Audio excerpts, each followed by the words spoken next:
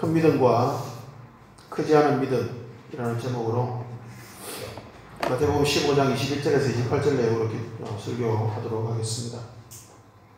오늘은 무엇이 큰 믿음인지, 무엇이 크지 않은 믿음인지 그것을 살펴보려고 합니다.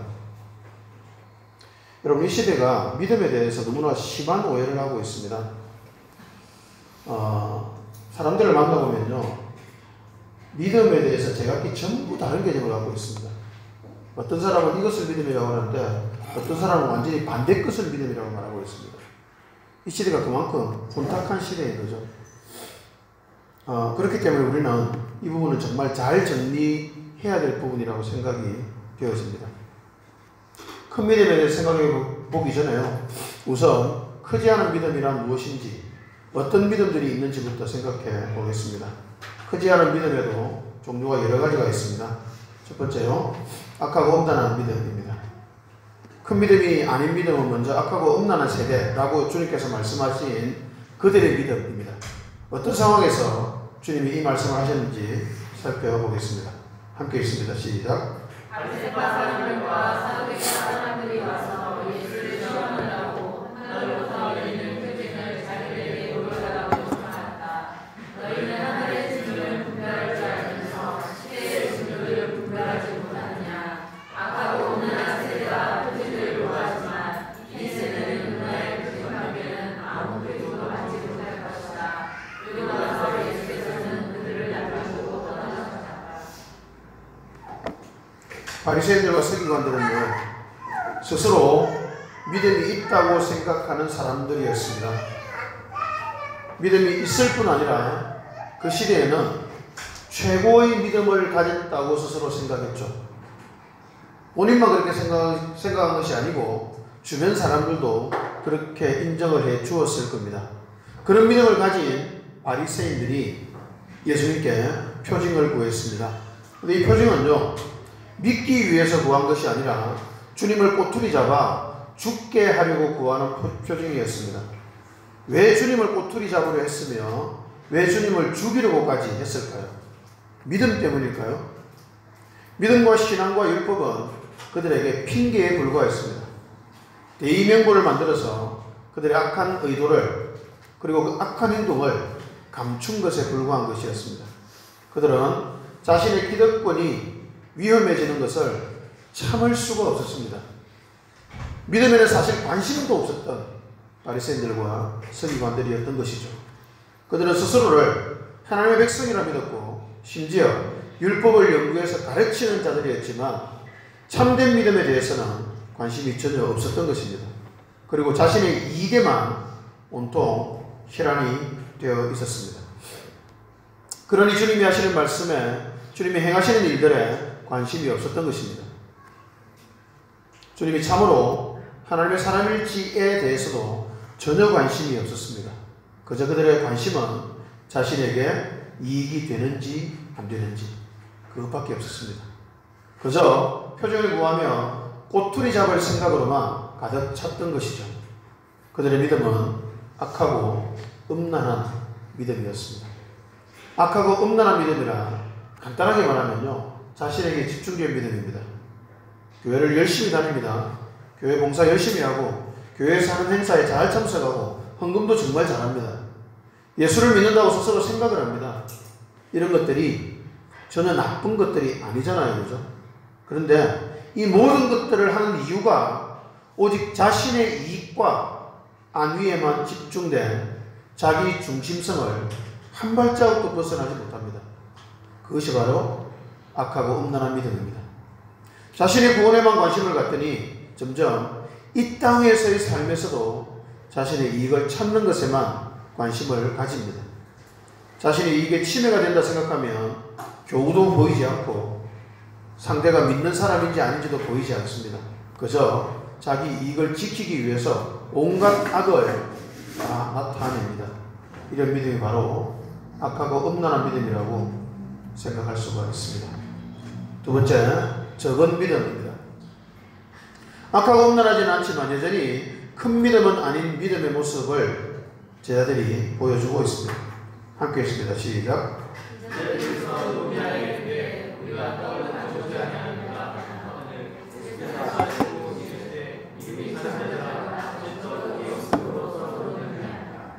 예수님은요, 바리새인과 서기관들의 외식과 탐욕에 대해서 그들의 누룩을 주의하라고 주님이 말씀하셨습니다. 근데 제자들은 주님의 말씀을 제대로 듣지 못했습니다. 듣지 않은 게 아니라 듣지 못했을 가능성이 높습니다. 주님의 말씀에서 누룩이라는 단어만 듣고 빵과 연결지어서 생각했던 것입니다. 누룩은 빵을 부풀리는 재료이기 때문에 빵에 반드시 누룩이 들어가야 되거든요. 그러니 누룩이라는 단어만 듣고 빵에 대해서 이야기했던 거죠. 제가 스마트폰을 보고 있을 때 아내가 뭔가 말을 걸면 스마트폰에 집중하느라 아내 말을 잘 못 알아들을 때가 있습니다. 스마트폰에서 읽고 있는 내용에 집중하기 때문이죠. 그래서 아내가 한 번씩 화를 냅니다. 당신 지금 뭐하냐고 뭐 이렇게 화를 내죠. 바로 꼬리 들고 사과하고 핸드폰을 끕니다. 요즘 그래서 아내와 대화할 때는 스마트폰을 아예 방에 넣어두고 대화합니다. 왜냐하면 아내가 스마트폰보다 훨씬 중요하기 때문입니다. 여보, 스마트폰이 안 중요해요. 제 아들의 상태가 이런 상태와 비슷한 것 같습니다. 제 아들은 지금 온통 빵에 대한 생각뿐입니다. 주님 따라다니는데 자신들의 미래는 어떻게 될지, 과연 이분이 자신들에게 영광을, 즉 한자리를 내어줄 수 있는 분인지에 대한 생각으로 가득 차 있었을 것입니다. 그리고 매일매일의 생각에서는 당장 다음 끼니는 어떻게 먹을지에 대한 걱정으로 가득 찼을 것입니다. 오늘날처럼 쉽게 음식을 구할 수 있는 시대가 아니었기 때문입니다. 그러니 제 아들의 마음에 빵에 대한 생각으로 가득 찬 것은 어느 정도 이해가 가능한 상태인 것 같습니다. 이 시대의 주부들도 한 끼 먹고 나면 다음 끼니는 어떻게 먹을지 고민하기도 하니까요. 제가 이틀 세미나를 준비하면서 제일 많이 걱정한 게 뭔지 아세요? 식사를 어떻게 해야 될지 굉장히 고민하다가 방법을 찾아서 그렇게 한 겁니다. 먹는 것은 굉장히 중요하잖아요. 그죠? 제 아들의 관심은 빵으로 대표되는 이 땅에서 육체적 삶, 먹고 사는 삶에 온통 집중되어 있었습니다. 믿음의 수준이 먹는 것 중심이었죠. 그래서 그들의 믿음은 적은 믿음일 수밖에 없었습니다. 여러분, 노아 시대 때 홍수 심판의 이유가 무엇이었을까요? 그 당시 사람들이 사기치고 살인하고 도둑질하고 강간하는 그런 강력 범죄가 판을 쳐서 심판을 받은 것일까요? 성경은 전혀 다른 이유를 말하고 있습니다. 누가복음 17장 27절 제가 읽어드릴게요. 노아가 방주에 들어가는 날까지 사람들이 먹고 마시고 장가들고 시집가더니 홍수가 나서 그들을 다 멸망시켰습니다. 홍수가 나서 멸망한 이유에 대해서요, 사람들이 먹고 마시고 장가들고 시집가던 것을 말하고 있습니다. 그 당시 사람들은 먹고 마시고 장가들고 시집가다가 다 심판받은 겁니다. 여러분, 제가 묵상 강의에서 여러 번 이야기했지만 먹고 마시고 장가들고 시집가는 것은 모든 사람들이 다 하는 겁니다. 그죠? 예수를 믿으나 안 믿으나, 하나님을 사랑하나 사랑하지 않으나 다 해야 되는 거잖아요. 근데 이 사람들은 심판을 받았습니다. 왜 그럴까요? 이것들만 해서 그렇습니다. 그 당시 사람들의 관심사가 온통 육체가 먹고 살아가는 본능에만 집중되어 있었기 때문입니다. 하나님 생각은 하지 않았고요. 믿음에는 관심이 별로 없었고요. 오로지 눈에 보이고 육체가 느껴지는 일에만 관심이 있었기 때문이었습니다. 그것이 심판의 이유였습니다. 제 아들이 지금 그 사람들과 비슷한 믿음의 상태를 보여주고 있습니다. 예수님은 믿음과 삶과 외식과 탐욕이라는 정말 중요한 사람의 본질적인 문제에 대해서 말씀하시는데, 그 중에서 누룩이라는 단어만 들리고 빵과 연결지어버리는 낮은 수준의 믿음이 제 아들의 상태였습니다. 그런데 이 믿음은요, 정말 적은 믿음일까요? 이 믿음은, 이 적은 믿음에 대해서요, 주님은 이렇게 말씀하셨습니다. 마태복음 17장 20절입니다. 시작. 아니요, 밑에 마태복음 17장 20절입니다. 시작. 일체 너희 믿음이 작은 자의 기도라 스스로 너희에게 이르노니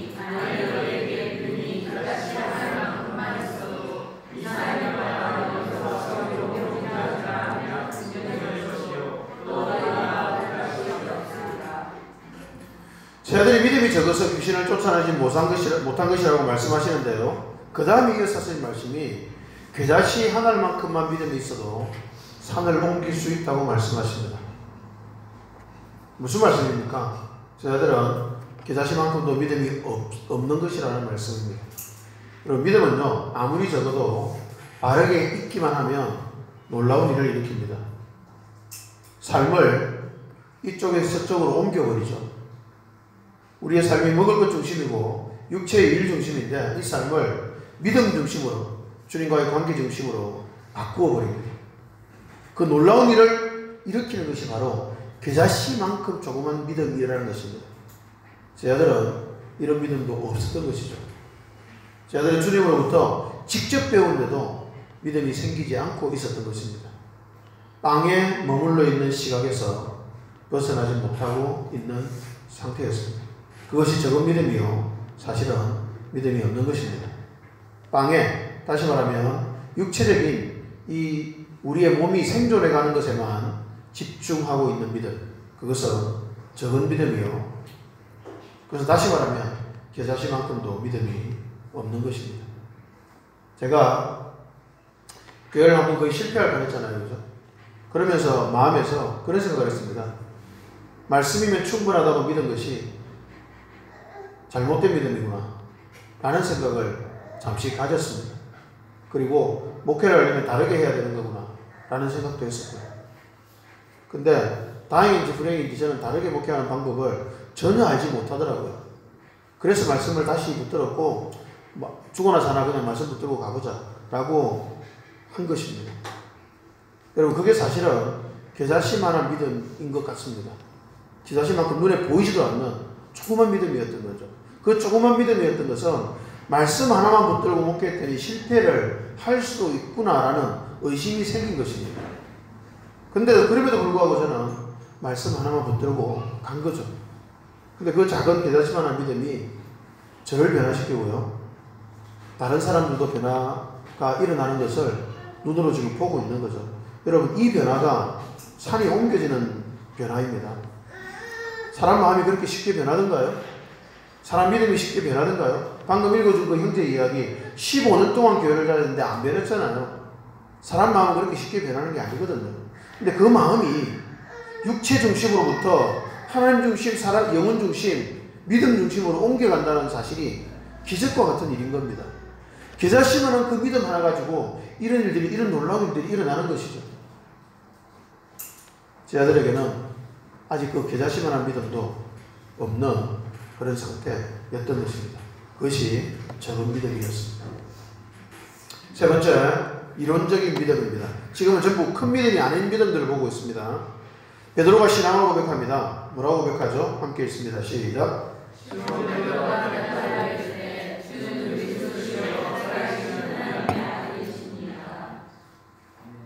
이 신앙은 바른 신앙 고백일까요? 틀린 신앙 고백일까요? 당연히 바른 신앙 고백입니다. 그죠? 이 고백을 들으시고 주님이 바요나 시몬아, 내가 복이 있도다. 이를 알게 하는 이는 혈육이 아니요 하늘에 계신 내 아버지시니라 라고 대답하실 만큼 정확하고 바른 신앙 고백이었습니다. 그러나 이 신앙 고백은 베드로의 전인격에서 나온 고백이라고 보기는 어려울 것 같습니다. 이론적인 믿음이었죠. 그럼에도 주님은 이 신앙 고백 위에 교회를 세우겠다고 말씀하십니다. 온전한 믿음이 아닐지라도 이론적으로 바른 신앙의 고백은 매우 중요하기 때문입니다. 그러나 베드로의 신앙 고백도 전혀 큰 믿음하고는 상관이 없었습니다. 지식으로 주님을 하나님의 아들임과 메시아임을 아는 것은 나쁘지 않은 믿음입니다. 그러나 신앙 고백에는 반드시 자신의 전인격과 삶이 담겨야 합니다. 여러분, 신앙을 지식적으로 고백을 했는데 그것이 정말로 신학적으로 완전히 바른 그런 신앙 고백인데 거기에 자신의 인격과 삶이 담기지 않는다면 그 신앙 고백은 바른 믿음, 큰 믿음이 될 수가 없는 것이죠. 바람직하지 못한 것입니다. 베드로는요, 이 신앙 고백 바로 다음에 주님이 죽으시고 부활할 것이라는 말씀에 대해서 주님께 항변하면서 그런 일이 결코 생겨서는 안 된다고 말하는 모습을 보여줍니다. 베드로의 신앙 고백이 이론에 멈춘 것임을 보여준 사건입니다. 신앙 고백이 나쁘진 않으나 자신의 마음과 내면이 참으로 신앙 고백에 부합하는지를 살펴야 하고요. 무엇보다 자신의 삶이 신앙 고백과 부합하는지 아닌지를 살펴야만 합니다. 그것이 별개로 분리되어 있다면 그건 전혀 올바른 믿음이 아닌 것이기 때문입니다. 전혀 큰 믿음이 될 수가 없죠. 오늘날 교회들 바른 교회라고 말하고 또 바른 신앙을 갖고 있는 사람이라고 말하는 그런 많은 사람들이 이론적인 믿음에 머물러 있습니다. 자신의 삶을 터치하지 못하죠. 그런 너무나 안타까운 모습들이 이 시대 교인들 가운데 너무 많이 나타나고 있는 것입니다. 그 믿음을 베드로가 보여주고 있습니다. 자, 이 세 가지의 큰 믿음이 아닌 믿음을 보았고요. 이제 진짜 큰 믿음이 무엇일까를 살펴보겠습니다. 우리가 그 큰 믿음이 아닌 믿음들 중에서 어디에 속해 있는지를 알아야 되기 때문에 큰 믿음이 아닌 믿음이 어떤가를 아는 것도 굉장히 중요합니다. 큰 믿음을 바라보기 전에 잘못된 믿음에서 벗어나는 것도 중요하기 때문입니다. 이제 큰 믿음은 어떤 믿음인지 생각해 보겠습니다. 가난한 여자 하나가 귀신 들린 딸을 치료해 주길 주님께 간구했습니다.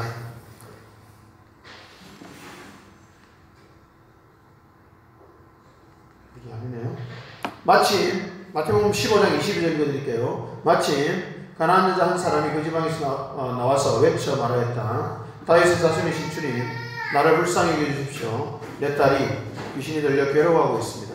이렇게 말을 했습니다. 여러분, 이 가난한 자는 굉장히 절박하잖아요. 자기 딸이 귀신 들려 있잖아요. 자식이 귀신이 들려 있는데 그것보다 절박한 상황이 어디 있을까요? 그죠? 그래서 주님을 찾아간 겁니다. 근데 여러 대화가 오간 다음에 그 결론이 뭐냐면 예수님께서 이렇게 말씀하시죠. 함께 읽습니다. 시작.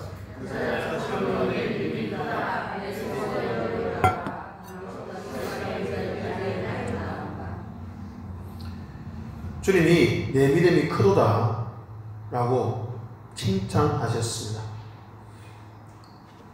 여러분, 이 부분은요 가볍게 볼 부분이 아닙니다.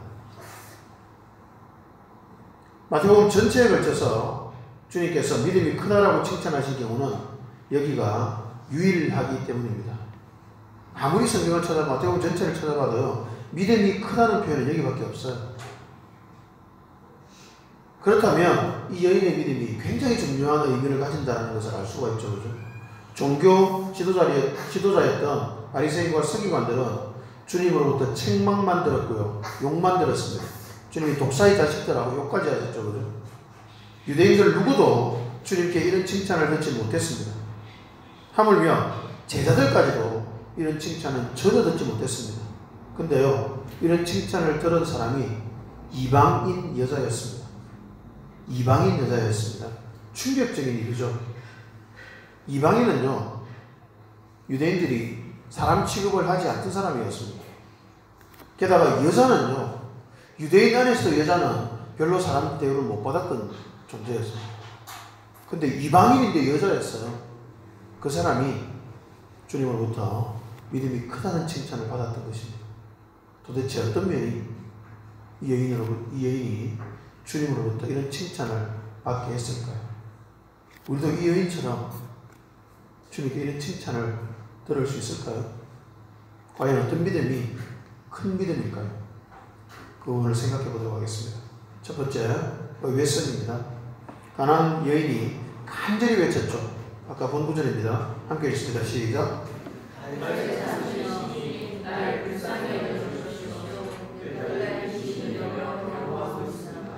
딸이 귀신 들려 괴로워하고 있는데 그것을 보는 엄마의 마음이 얼마나 아팠겠습니까? 그죠? 그녀는 얼마나 간절했을까요? 그런데 주님은 놀랍게도 이 가난한 여인의 간절한 외침을 외면하십니다. 한마디도 대답하지 않았어요. 이상하지 않습니까? 주님은 긍휼이 많으신 분이신데 이상하게 이 여자를 외면하셨습니다. 얼마나 여자는 간절히 외치고 주님은 외면하는지, 그리고 그 상황이 얼마나 민망했던지 그 무딘 제자들이 예수님께 말합니다. 그 여자를 안심시켜 떠나보내달라고 말합니다. 제자들이 이렇게 말할 정도로 그 상황은 너무나 민망한 상황이었던 것입니다. 그런데 주님은 이렇게 말씀하십니다. 나는 이스라엘 집에 길을 잃은 양들에게 보내심을 받았을 따름이다 라고 하시면서 계속 그네를 외면하셨습니다. 심지어 자녀들이 빵을 집어서 개들에게 던져주는 것은 옳지 않다 라고 말씀하시기까지 했습니다. 이 여자를 개 취급하신 거죠. 여러분, 이렇게 간절히 딸의 치료를 갈망하는 여인에게 너는 개다 이렇게 말씀하신 겁니다. 주님은 이상할 정도로 매정하게 그리고 잔인하게 그녀를 대하셨습니다. 근데 그녀도 만만치 않았습니다. 이 정도 말씀하셨으면 화를 내면서 같이 저주하면서 포기해야 마땅하잖아요. 그죠? 근데 가나안 여인은 결코 포기하지 않았습니다. 여러분, 큰 믿음은 의외의 반응을 보입니다. 의외성이 있는 믿음이 큰 믿음입니다. 당연하게 생각되는 반응을 하지 않고 의아함을 자아내는 말과 행동을 하는 것이죠. 이 여인의 믿음이 큰 이유 중에 첫 번째는요, 뻔한 반응, 사람들이 당연히 예상할 만한 반응을 하지 않은 것입니다. 당연히 포기해야 되는 상황에서 결코 포기하지 않는 그런 의외성을 이 여인은 보여주었습니다. 이런 의외성이 있는 믿음, 그 믿음이 큰 믿음이라고 볼 수 있는 것입니다. 여러분, 우리의 삶에서도 이상한 상황들을 만납니다. 도저히 받아들이기 어려운 일들을 만나죠. 모욕을 당하고 부당하게 욕을 먹기도 합니다. 그러면 보통 사람들은 어떻게 반응할까요? 같이 욕하고 상대가 권력자라면 눈앞에서는 욕을 못하고요. 어디서 욕을 하죠? 뒷담화 가잖아요. 뒷담화 가죠. 뒤로 가서 욕을 하잖아요. 어쨌든 욕을 합니다. 그게 정상적인 반응입니다. 그런데 그렇게 반응하지 않는 의외성을 가지는 것이 큰 믿음입니다. 여러분은 이런 의외성이 있는 삶을 살고 계십니까? 큰 믿음이 쉽지 않죠. 그죠? 그러나 여러분, 걱정하지 마시기 바랍니다. 이런 의외성을 만들어내세요 라는 것이 이 설교의 주제가 전혀 아니기 때문입니다. 이런 의외성은 어떤 상태가 되면 저절로 만들어지는 반응이기 때문입니다. 이런 의외성을 우리가 억지로 만들어야 하는 것이라면 우리 모두는 아마 크고 작은 정신병에 걸리고 말 것입니다. 마음을 억압하고 눌러야 할 것이니 말입니다. 두 번째, 큰 믿음이란 나의 지지람과 관계가 있습니다. 이 여인에게서 이런 의외성이 나온 이유가 무엇이었을까요? 도대체 어떻게 해서 이런 의외성이 나왔을까요? 그 분명한 이유가 여인의 대답에서 보입니다. 그 여인은 놀랍게도 이렇게 말했습니다. 함께 읽습니다. 시작. 주님, 그렇습니다. 그러나 개들도 주인의 상에서 떨어지는 부스러기는 어렵습니다. 이 가난한 여인은 자신이 개라는 사실을 인정했습니다. 자신을 개라고 칭하시는 주님께 반발하거나 화를 낸 것이 아니라 그 사실을 완벽하게 인정하고 더욱더 자비를 구했습니다. 여러분, 이게 쉬울까요? 어머니들은 아마 쉽다고 생각할지도 모르겠습니다. 자식을 위한 일인데 이 정도 수모쯤에 참지 뭐. 그럴 수 있잖아요. 그죠? 충분히 그럴 수 있잖아요. 더 욕하시라고. 얼마든지 받아줄 테니 내 딸만 치료해 주세요. 그럴 수 있잖아요. 충분히. 그죠? 그러나 이 여인의 말은요, 그런 태도가 전혀 아닙니다. 수모를 감당하면서 한 말이 아니라는 말입니다. 수모를 참아내면서 우리 딸을 위해서 이거 참지 뭐, 이를 악물고 가 전혀 아니라는 말입니다. 그녀의 말투에서 보면요, 악다구나 이런 악 속에서 올라오는 이 악이 느껴지는 것이 아니고 부드러움이 느껴집니다. 분노를 참는 마음이 아니라 간절함이 느껴집니다. 이 여인의 이 말을 풀어서 말한다면 이쯤 될 것 같습니다. 주님, 맞습니다. 저는 개입니다. 사람 취급을 받지 못하는 비천한 여자요. 개와 같은 이방인이죠. 자식마저 귀신이 들려버려서 누가 봐도 개 같은 비천한 여자입니다. 저는 개가 맞습니다. 주님. 아무리 생각해도 저는 개가 맞습니다. 그런데 주님, 개들도 주인의 상에서 떨어지는 부스러기는 얻어먹지 않습니까? 개 같은 저를 불쌍히 여기셔서 아주 작은 자비를 저에게 베풀어 주시면 안 되겠습니까? 정도의 말을 한 것 같습니다. 큰 믿음이라고 주님께 인정받는 믿음은요, 자신의 지지람과 가치 없음을 인정하는 믿음입니다. 자신이 개망도 못한 존재임을 아는 정도가 아니라 그 사실을 말하는 사람에게 화를 내지도 않을 만큼 그 사실이 당연한 것, 그것이 큰 믿음의 조건입니다. 우리는 모두 자신이 죄인임을 알죠. 근데요, 누군가 나의 죄를 지적하면서 너는 죄인이야 이 나쁜 놈아 라고 한다면 화가 나지 않을까요? 우리 자신이 스스로 죄인임을 알지만 속에서 굴컥하고 뭐가 올라오겠죠. 그래서 바로 우리가 할 수 있는 반응은 뭘까요? 그럼 너는 그러겠죠. 왜 그럴까요? 죄인임이 그만큼 당연하지 않아서일 것입니다. 아마 이렇게 생각할지도 모르겠습니다. 나는 스스로 죄인이라고 생각할 만큼 성숙한 신앙이야 라고 생각할지도 모르겠습니다. 진짜 죄인이라고 생각한다면 나를 죄인이라고 불러도 나쁜 놈 취급해도 나에게 욕을 해도 화가 나지 않아야 하는 것입니다. 사도 바울의 고백이 이 부분을 조금 더 선명하게 보여주지 않을까 생각이 됩니다. 제가 이게 오늘 PPT를 어제 마치고 가서 밤늦게 졸다가 만들어가지고 PPT를 어떻게 만드는지 모르겠는데 좀 어색하더라도 이해해 주시기 바랍니다. PPT 없이 제가 설교를 하려고 했거든요. 어제 너무 피곤해서 새벽에 일어나서 만들었는데 뭐가 빠진 게 많네요. 그죠? 죄송합니다. 자, 디모데전서 1장 15절을 읽어드리겠습니다. 밑보다 모든 사람이 받을 만한 이 말이여 그리스도 예수께서 죄인을 구원하시려고 세상에 임하셨다 하였도다. 죄인 중에 내가 겠습니다. 죄인 중에 내가 겠습니다. 바울은 자신이 죄인일 뿐 아니라 자신이 죄인 중에서 악질적인 괴수라고 말합니다. 자신의 죄인됨을 제대로 알아야, 그리고 그 사실 앞에서 겸손히 고개 숙여지고서야 큰 믿음이라는 말이 승립이 될 수가 있습니다. 이게 참 모순적입니다. 큰 믿음을 가진 사람이라 자신이 큰 죄인이라는 것을 아는 사람입니다. 모순이죠. 그래서 큰 믿음이라는 표현은 본인이 할 수 있는 표현이 절대로 아닙니다. 나는 큰 믿음을 가졌어. 나는 믿음이 커. 주님이 나에게 믿음이 크다고 하셨어. 등의 말을 하거나 만약에 그런 생각을 하고 있다면 그건 제정신이 아닌 겁니다. 왜 그럴까요? 내가 한없이 찌질한 존재인데, 나는 너무나 더러운 죄인인데, 죄인 중에 괴수라고 흉악한 죄인이라고 고백할 수밖에 없는데, 그 생각을 하면서 동시에 내 믿음이 크다고 생각하는 것은 있을 수가 없는 일이기 때문입니다. 큰 믿음의 소유자는 스스로 믿음이 크다고 결코 생각하지 않습니다. 스스로는 죄인이라고 고백할 뿐입니다. 누군가 그 사람에게 당신은 참 믿음이 좋네요, 당신 믿음이 크네 라고 말한다면, 심지어 그 사실 때문에 그 사람을 죽게 세운다면, 자신을 죽게 세운다면 그는 속으로 피식 웃을 겁니다. 왜요? 속으로 그렇게 생각이 들 거예요. 당신들은 내 실체를 몰라요. 나는 죄인 중에 악질인 괴수이걸요. 그렇게 생각하면서 아마 속으로 피식 웃을 겁니다.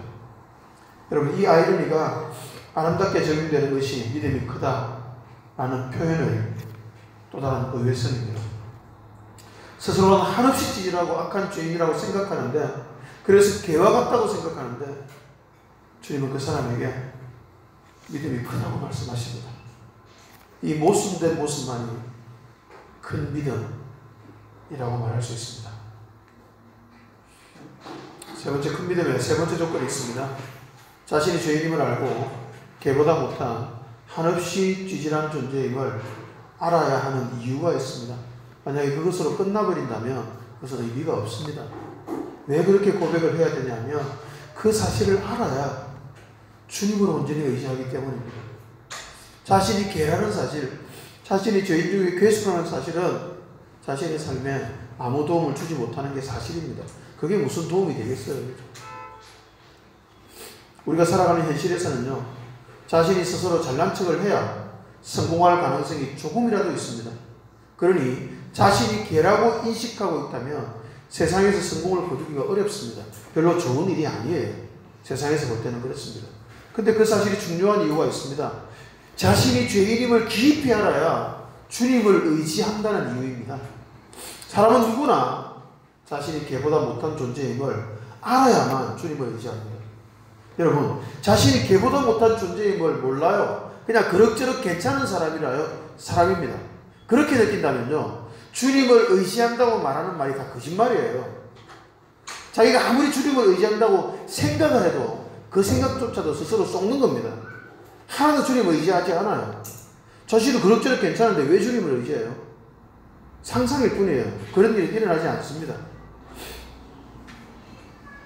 그런 일이 있을 수가 절대로 없는 겁니다. 그래서 그리스도인은 자신의 죄인됨을 깊이 고백하는 사람이어야만 합니다. 자신의 죄인됨을 깊이 고백하는 사람만이 그리스도인이 될 수가 있는 겁니다. 그러나 여러분, 그리스도인은 자신의 죄인됨에서 무너지는 사람이 아닙니다. 자신의 찌질함에서 포기하는 사람도 아니에요. 자신의 죄인됨과 찌질함을 발견하면 발견할수록 더욱 주님을 의지합니다. 그래서 주님의 도우심을 마침내 누리게 됩니다.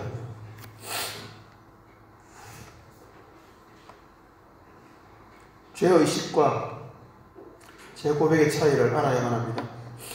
죄의식은요, 죄를 말했는데, 죄를 알겠는데, 내가 죄인임을 분명히 알겠는데 그 사실 때문에 무너지고 절망하고 포기하는 것입니다. 죄의식에 사로잡히면 아무것도 하기 싫어집니다. 회개한다고 하면서 이런 삶의 태도를 가지는 교인들을 많이 보았습니다. 저도 예전에 그렇게 많이 했습니다. 회개기도 한다고 하면서 자신을 저주해요. 이 쓰레기 같은 놈아, 이 미친놈아 이러면서 저 자신을 막 저주합니다. 그게 회개인 줄 알아요. 그렇게 저주하고 나면 어떻게 될까요? 아무것도 하기 싫어요. 아무것도. 무력감에 빠지고 맙니다. 그건 죄고백이나 회개가 아니라 죄의식에 사로잡힌 것입니다.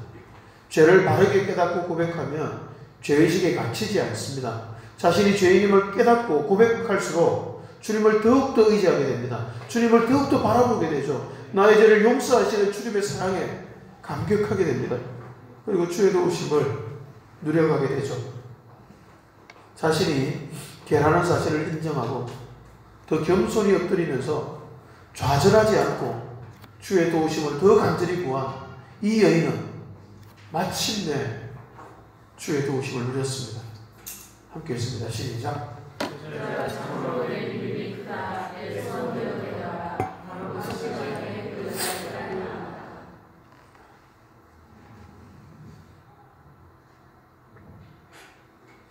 자신에게 도무지 희망이 없고 오직 주님께만 희망을 가지는 사람이, 주님께는 희망이 있다는 사실을 믿는 사람이 큰 믿음의 소유자입니다. 자신이 죄인됨에 무너지고 절망하는 것이 아니라 자신의 죄인됨과 개같음을 발견하고 그 발견과 동시에 주의 도우심을 더 간절히 의지하는 사람이 믿음이 큰 것입니다. 여러분, 주님께 나아갈 때는 약간의 뻔뻔함이 필수입니다. 왜 그럴까요? 우리는 결코 의인의 모습이 될 수 없기 때문입니다.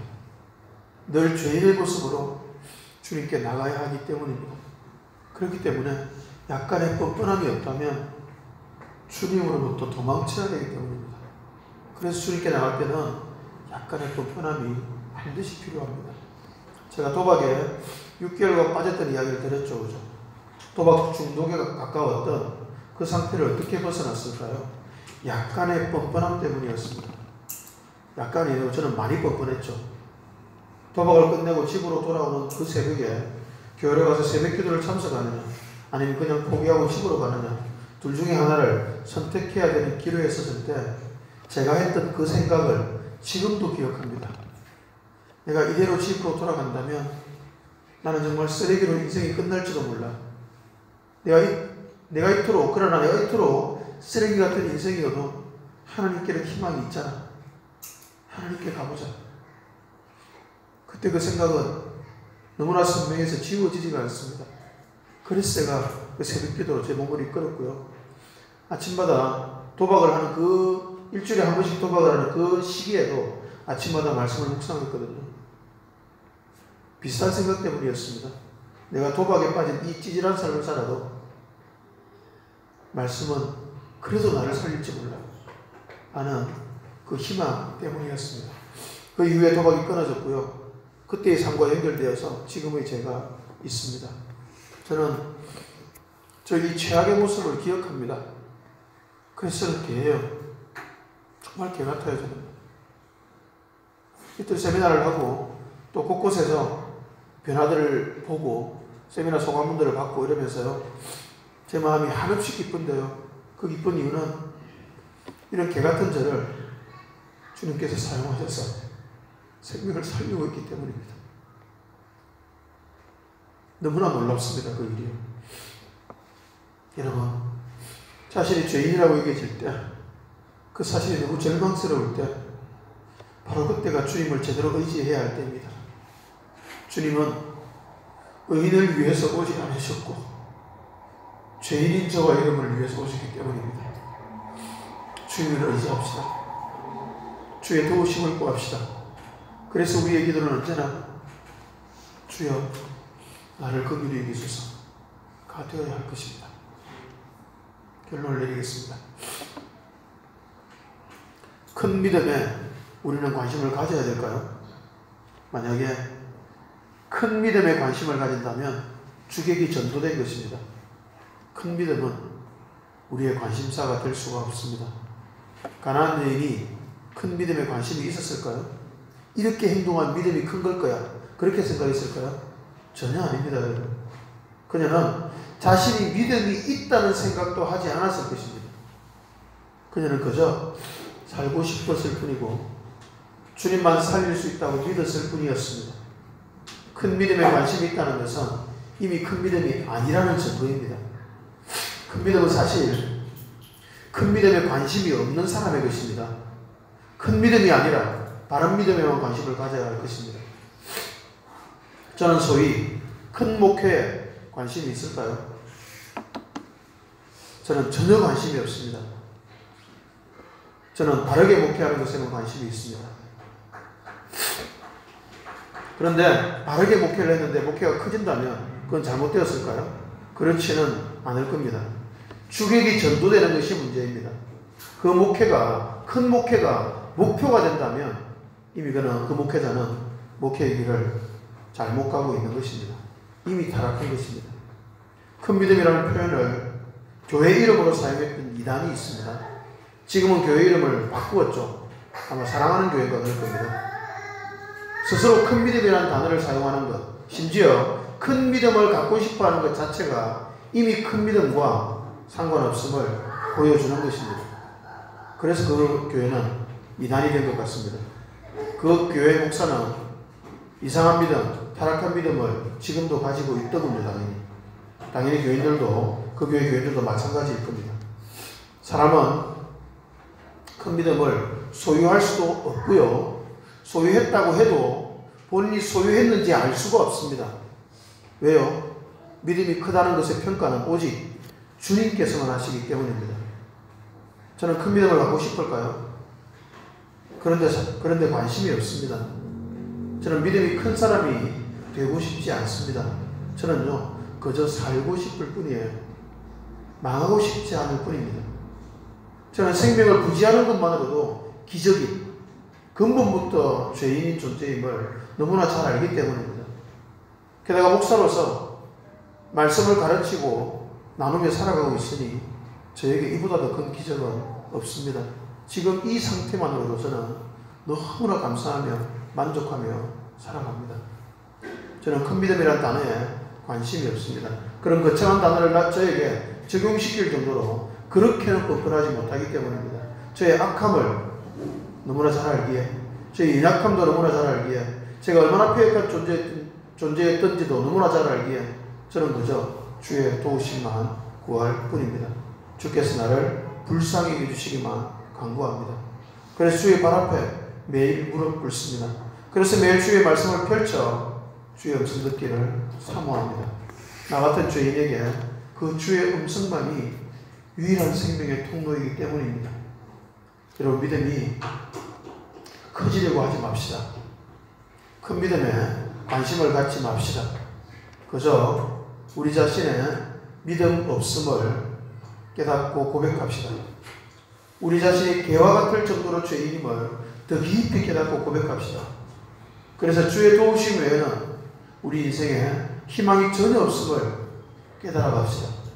그리고 주의 긍휼만이 생명임을 알고 주님 나를 불쌍히 여겨달라고 간절히 기도하는 우리가 되면 좋겠습니다. 아멘.